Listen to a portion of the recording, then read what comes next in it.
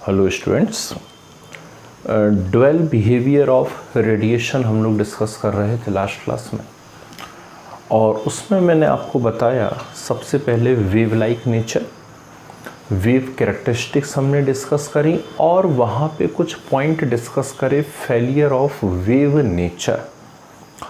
Failure of wave nature में हमने एक इंटरेस्टिंग बात सीखी थी और वो था ब्लैक बॉडी रेडिएशन, और दूसरा मैंने आपको बताया हुआ था वहाँ पर प्लैंक्स क्वांटम थ्योरी।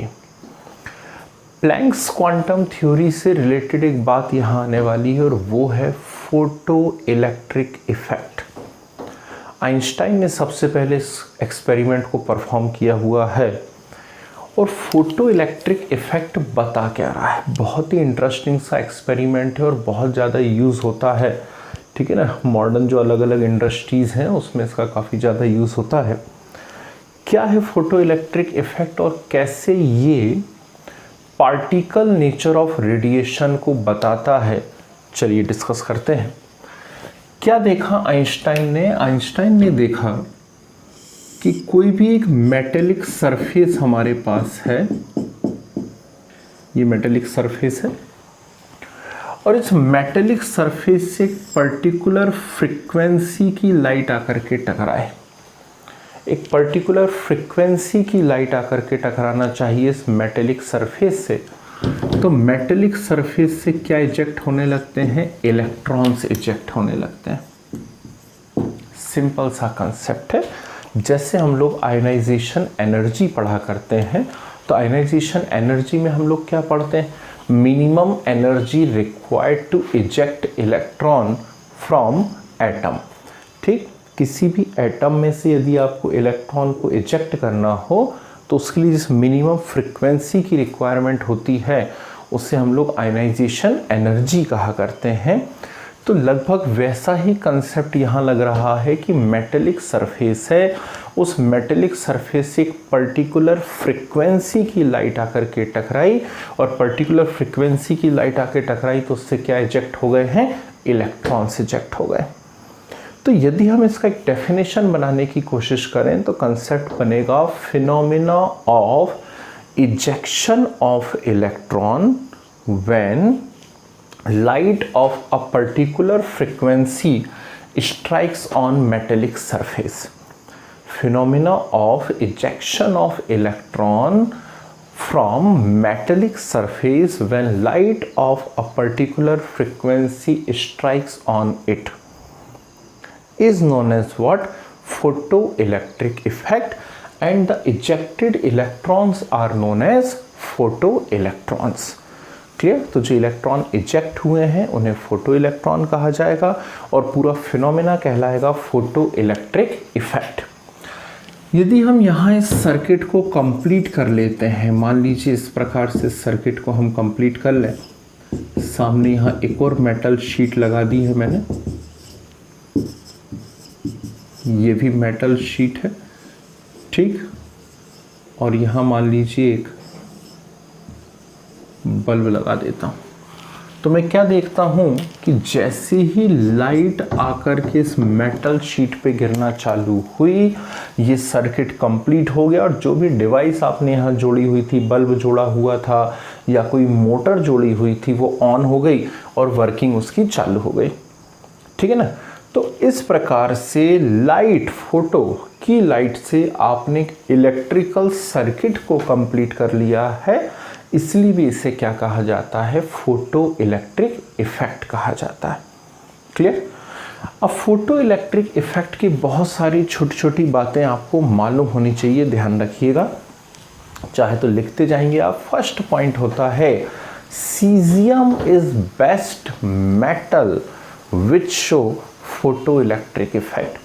ठीक है ना। ये फोटो सेल्स जो होते हैं, लाइट में आप रख दीजिए, चार्ज हो जाते हैं अपने आप, उनमें मैक्सिमम टाइम्स क्या यूज़ किया जाता है? सीजियम यूज़ किया जाता है। सबसे बढ़िया मेटल है जो फोटो इलेक्ट्रिक इफेक्ट को शो करती है, सीजियम। ओके। दूसरी बात क्या ध्यान रखनी है, यहाँ देखिएगा, मैं बार बार बोल रहा हूँ एक particular frequency, minimum frequency required to eject electron is known as what?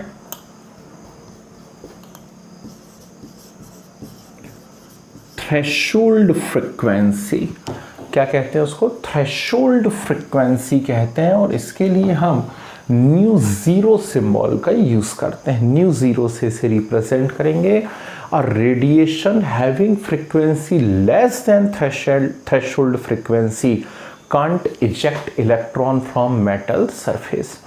ठीक, जिस भी रेडिएशन की फ्रीक्वेंसी थ्रेशोल्ड फ्रीक्वेंसी से कम होगी वो मेटेलिक सरफेस से इलेक्ट्रॉन को इजेक्ट नहीं कर पाएगा, what ever its intensity is. फिर से समझिए बात को, ठीक, इसकी इंटेंसिटी कितनी भी हो, इंटेंसिटी कितनी भी हो, लेकिन यदि फ्रीक्वेंसी थ्रेशोल्ड फ्रीक्वेंसी से कम है तो मेटेलिक सरफेस में से इलेक्ट्रॉन इजेक्ट नहीं होगा। क्लियर है बात? ठीक। And the minimum energy required to eject electron is known as what? Electron को निकालने के लिए जो मिनिमम एनर्जी की रिक्वायरमेंट होती है उसे कहा जाता है थ्रेशोल्ड एनर्जी। इसको आप E0 से रिप्रेजेंट कर सकते हैं, थ्रेशोल्ड एनर्जी को, and also known as work function. ठीक, तो थ्रेशोल्ड एनर्जी का ही दूसरा नाम क्या होता है? वर्क फंक्शन भी होता है। कृपया याद रखिए। ठीक, पहला पॉइंट मैंने यहाँ बोला बेस्ट मेटल सीजियम है। सेकंड पॉइंट बोला minimum energy, minimum frequency required is known as what? Threshold frequency. और थर्ड मैंने बोला हुआ है कि minimum energy required is known as what? Threshold energy. Clear? तो कंसेप्ट क्या होता है कि लाइट जो आई, उस लाइट की जो टोटल एनर्जी है, ध्यान से देखिएगा, जो लाइट आई उस लाइट की जो टोटल एनर्जी है, उस टोटल एनर्जी का यूज़ किया गया टू रिमूव इलेक्ट्रॉन। इलेक्ट्रॉन को यहाँ से निकालना है, उसके लिए उस टोटल एनर्जी का यूज़ किया गया। ठीक, और उसके लिए जो एनर्जी चाहिए, minimum energy, that is known as what? Threshold energy. उस मिनिमम एनर्जी को क्या कह दिया हमने? थ्रेशोल्ड एनर्जी कह दिया। कहा थ्रेशोल्ड एनर्जी। अब मान लीजिए थोड़ी बहुत एनर्जी बच गई है, मान लो 100 जूल आकर के टकराई थी मेटल से, समझना बात को, 100 जूल आकर के टकराई थी मेटल से, लेकिन उसमें से इलेक्ट्रॉन इजेक्ट करने के लिए आपको केवल 90 जूल की रिक्वायरमेंट है। तो रिमेनिंग कितना हो गया आपके पास? 10 जूल। अब उस रिमेनिंग 10 जूल का क्या होता है? तो जो रिमेनिंग 10 जूल है, such energy used as kinetic energy of ejected electron। यदि कुछ एनर्जी बच गई है तो वो इलेक्ट्रॉन की काइनेटिक एनर्जी जैसी यूज होती है। ठीक, तो टोटल एनर्जी का कैसे यूज हो रहा है? पहला यूज होता है इलेक्ट्रॉन को वहां से इजेक्ट करवाने में। मैक्सिमम एनर्जी तो वहीं खर्च हो जाने वाली, क्योंकि इलेक्ट्रॉन को इजेक्ट करना इतना आसान नहीं होता है। फिर भी कुछ एनर्जी यदि बच गई है तो वो यूज होती है as a kinetic energy of ejected electron. Is it clear? ठीक है, टोटल एनर्जी को हम E से रिप्रेजेंट करें, थ्रेशोल्ड एनर्जी को E0 से, kinetic energy KE। Planck equation हमने पढ़ा हुआ है तो हम जानते हैं E is equal to what? h new.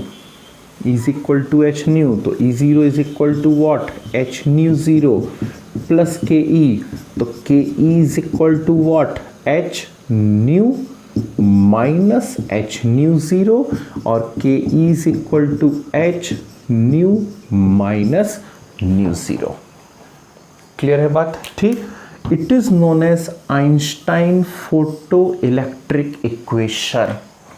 क्या बोलेंगे इसे आप? आइंस्टाइन फोटो इलेक्ट्रिक इक्वेशन कहेंगे।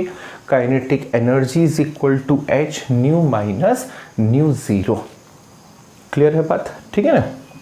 काइनेटिक एनर्जी का यहाँ पे आप यदि और एक फार्मूला लिख देते हैं हाफ mv², तो रिलेशन बन गया half mv² is equal to h nu minus nu 0। Clear? तो ये कहलाती है आइंस्टाइन फोटो इलेक्ट्रिक इक्वेशन। ठीक, बहुत ही सिंपल सी इक्वेशन है, याद रखिएगा। Kinetic energy is equal to H nu minus nu zero होता है। क्लियर है बात, ध्यान रहेगा सभी लोगों को। काफ़ी सारे न्यूमेरिकल्स पूछे जाते हैं इस इक्वेशन के ऊपर और बहुत ही प्यारे न्यूमेरिकल्स होते हैं जिन्हें हम आगे जाकर के डिस्कस करेंगे। अभी आप पहले कंसेप्ट को सीख लीजिए अच्छे से। ठीक, तो फोटो इलेक्ट्रिक इफेक्ट क्लियर है। आइंस्टाइन फोटो इलेक्ट्रिक इक्वेशन कैसे बनी है ये समझ में आया सभी लोगों को, वेरी गुड। अब इससे रिलेटेड कंसेप्ट सुनिए जो अलग अलग एग्जाम्स में पूछे जाते हैं। फर्स्ट कंसेप्ट लिखते जाइएगा साथ साथ।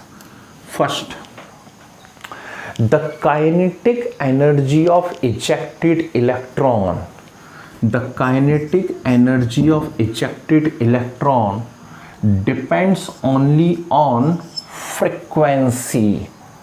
ठीक, the kinetic energy of ejected electron depends only on frequency and not depends on intensity. ठीक, काइनेटिक एनर्जी सिर्फ और सिर्फ किस पे डिपेंड कर रही है? फ्रीक्वेंसी पे डिपेंड कर रही है और इंटेंसिटी पे डिपेंड नहीं करती। ठीक, कितनी भी इंटेंसिटी, उससे काइनेटिक एनर्जी को कोई लेना देना नहीं है। यदि आप इसे ग्राफ के फॉर्म में रिप्रेजेंट करते हैं तो ये ग्राफ आपके सामने आ रहा है, आप देख रहे हैं। फ्रीक्वेंसी यदि इंक्रीज हो रही है तो kinetic energy of ejected electron भी क्या हो रहा है? इंक्रीज हो रहा है। Is it clear? ठीक, तो एक इम्पॉर्टेंट पॉइंट है, इम्पॉर्टेंट रिलेशन है, ध्यान रखिएगा। ग्राफ बहुत पूछा जाता है, इसलिए इस ग्राफ का भी आपको नॉलेज होना चाहिए। ठीक है, दूसरी बात, the velocity of ejected electron also depends on frequency and not intensity. ठीक है, वेलोसिटी जो है इजेक्टेड इलेक्ट्रॉन की वो भी सिर्फ और सिर्फ किस पे डिपेंड करती है? फ्रीक्वेंसी पे डिपेंड करती है। ठीक है ना, इंटेंसिटी पे डिपेंड नहीं करती। क्लियर? तो काइनेटिक एनर्जी फ्रीक्वेंसी पे डिपेंड करती है। ठीक, दूसरी बात यदि हम लोग करें यहाँ पर कि जो मान लीजिए आपकी वेलोसिटी है वो भी किस पे डिपेंड करती है? फ्रीक्वेंसी पे डिपेंड करती है, इंटेंसिटी पे डिपेंड नहीं करती।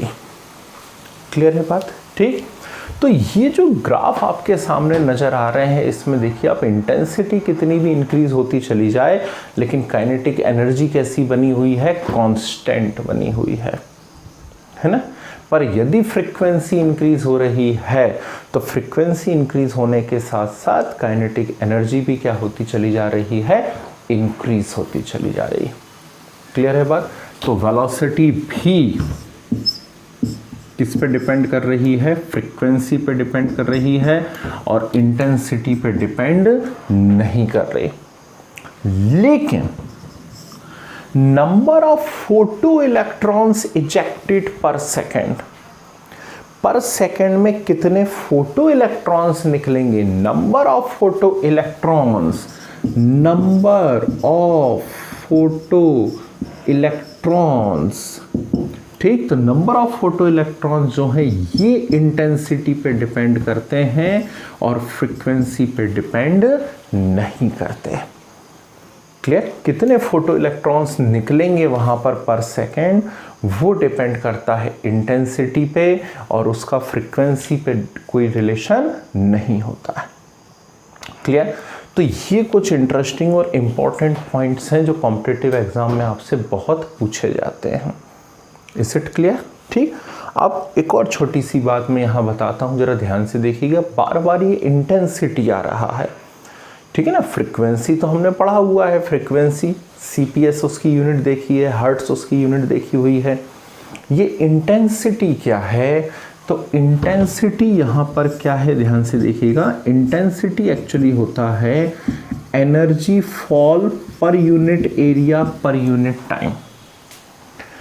Per unit area per unit time में कितनी एनर्जी किसी सरफेस पे फॉल हो रही है वो क्या कहलाती है? इंटेंसिटी कहलाती है। ठीक है, इसे आप कैसे रिप्रेजेंट करते हैं? I से रिप्रेजेंट करते हैं। Is it clear?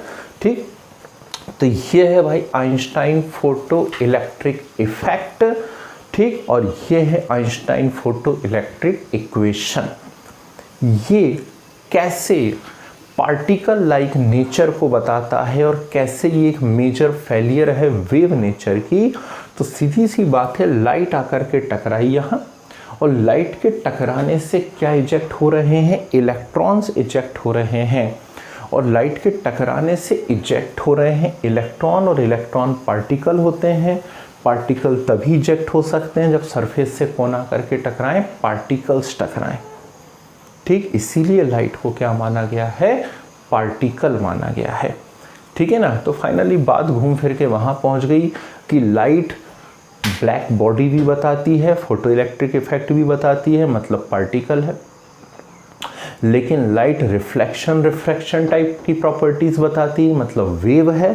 तो फाइनली आइंस्टाइन ने कहा कि लाइट वेव भी है और पार्टिकल भी है। क्लियर।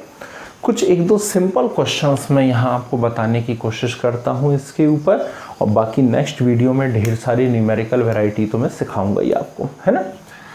सिंपल एक न्यूमेरिकल मान लीजिए यहाँ पर आता है, आप चाहें तो क्वेश्चन साथ साथ लिख सकते हैं। The minimum frequency required to eject electron from cesium surface, the minimum frequency required to eject electron from cesium surface is 200 hertz. Then calculate its work function. क्या कैलकुलेट करना है आपको, वर्क फंक्शन कैलकुलेट करना है, ठीक है ना। अब वर्क फंक्शन यदि निकालना है तो हमें मालूम होना चाहिए कि थ्रेशोल्ड एनर्जी को ही वर्क फंक्शन कहा जाता है, ठीक। और उसका formula E0 is equal to क्या होता है, h न्यू ज़ीरो। बहुत simple question, E0 is equal to h nu zero. Clear है बात, ठीक है ना। बस मिनिमम फ्रीक्वेंसी बोल दिया, मिनिमम फ्रीक्वेंसी बोल दिया मतलब वो किसकी बात कर रहा है, थ्रेशोल्ड फ्रीक्वेंसी की बात कर रहा है। तो E0 इज इक्वल टू क्या हो जाएगा, h, और न्यू ज़ीरो कितना दिया हुआ है, 200 हर्ट्ज। h की वैल्यू आप यहाँ पुट कर दीजिए, 6.626 into 10 to the power -34। Solve कर दीजिए, आपका आंसर आ गया।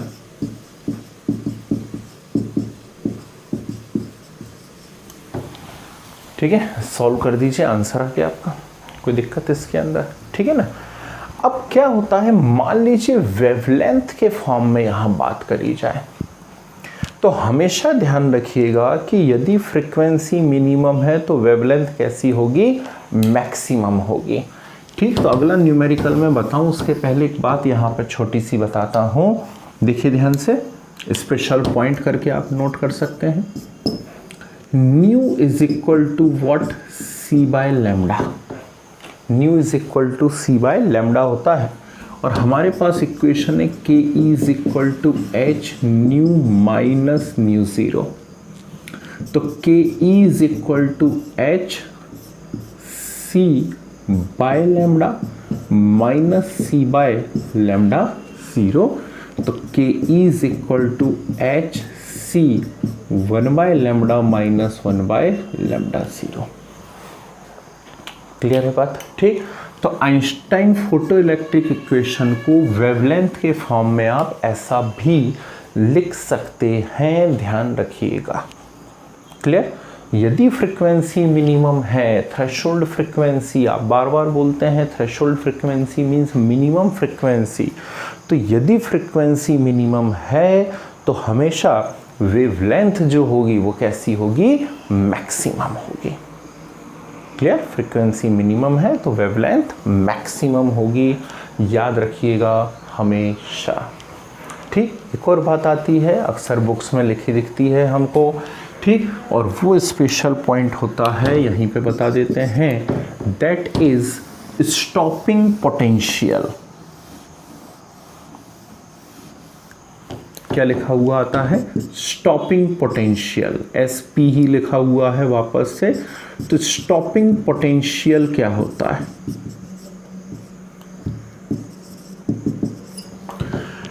स्टॉपिंग पोटेंशियल से सीधा सा यहाँ पर मीनिंग है कि जो इलेक्ट्रॉन इजेक्ट हो रहे हैं, लाइट आप उसके ऊपर टकरा रहे हैं, इलेक्ट्रॉन इजेक्ट हो रहे हैं, लेकिन उनके लिए एक मिनिमम जो पोटेंशियल की रिक्वायरमेंट है उतना पोटेंशियल ना मिले या फिर उसके इजेक्शन को वहाँ पे आपको रोकना हो, तो जिस पोटेंशियल की रिक्वायरमेंट होती है उसे हम क्या कहते हैं, स्टॉपिंग पोटेंशियल कहते हैं।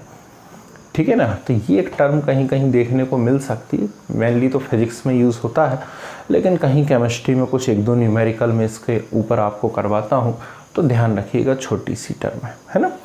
चलिए, तो फर्स्ट जो न्यूमेरिकल हम लोगों ने यहाँ पर देखा, उस न्यूमेरिकल की हेल्प से हम लोगों ने क्या निकालने की कोशिश करी, वर्क फंक्शन या थ्रेशोल्ड एनर्जी निकाली हुई है। अब एक और न्यूमेरिकल मैं आपको देता हूँ, जरा लिखिएगा ध्यान से। A radiation of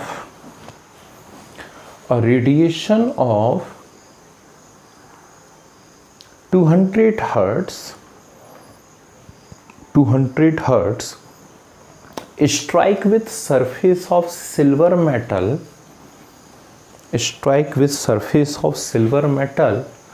if minimum 50 hertz required to eject electron,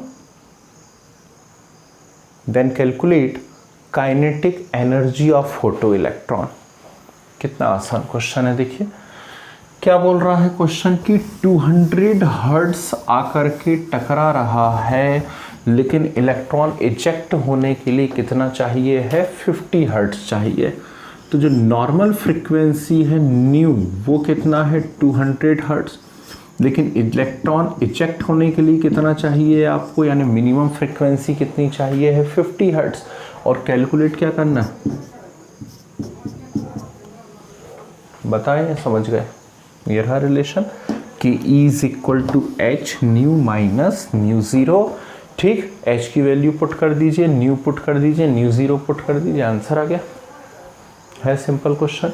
और इसी क्वेश्चन में मान लीजिए वेलोसिटी कैलकुलेट करने को बोल देता, तो इसी क्वेश्चन में यदि वेलोसिटी कैलकुलेट करने को बोल देता तो फिर हम क्या करते, हाफ mv² लगा देते काइनेटिक एनर्जी की जगह, और हाफ mv² लगा करके उसे सॉल्व कर देते।